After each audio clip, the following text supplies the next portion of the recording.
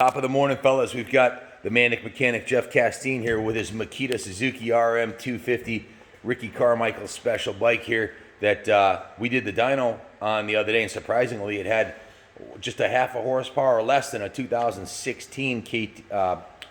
It was a Husqvarna 250, right? Yeah, it had a half a horsepower more. This was the winner. Oh, this was a half a horsepower more. I'm sorry, and it had substantially more torque, didn't it? Yeah, in the mid-range.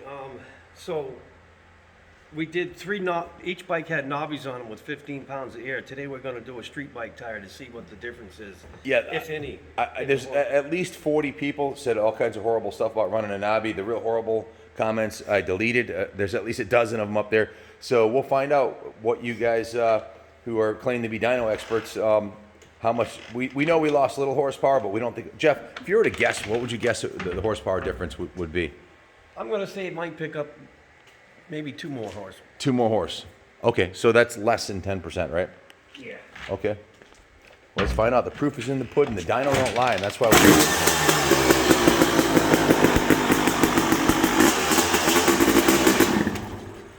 need to warm up a bit. Put the choke on here.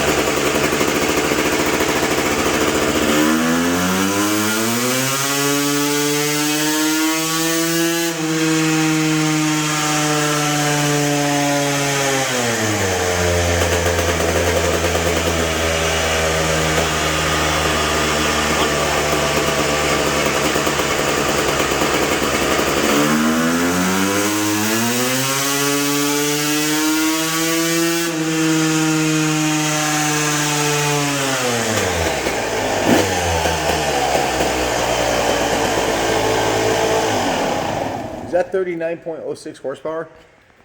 Let me get my glasses on here. Wow. Big difference. Well, I guess we stand corrected. 39.06 is the peak horsepower. 34 to 39 and picked up 5 horsepower. 5 horsepower. That's pretty substantial. Wow. That's pretty stout, 39 horse on a 250, huh?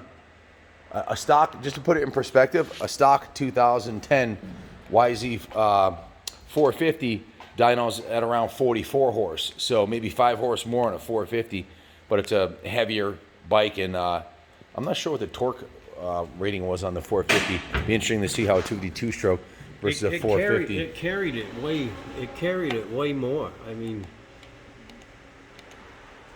in the RPM range. So Jeff, can you explain the difference between with the knobby tire and without the knobby tire on the dyno? okay, the lower graft was with the knobby, and the bike struggled to go 70 miles an hour. Today, with the street bike tire, it whipped right up to 75, no problem.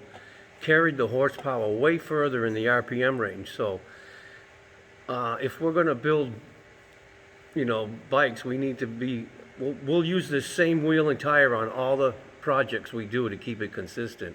Okay, cool. Yeah, so there is a big difference. Now, would there be a difference depending on the width, let's say the width of the tire, or if it had a fatter contact patch or tire pressure in the tire? Will there be other variances from that, if that was changed? Well, I know when you're dynoing a Hayabusa, if you put a bald tire on it, it'll pick up 10 horsepower. So the tread may drag it down a little bit, but I think we're pretty good on the dirt bike. I mean, those are good numbers, so I believe that that's correct right there. Well, so the proof is in the pudding, folks. 5 horsepower or more with a street tire. I wonder if that would have changed the results of the shootout with the other bikes.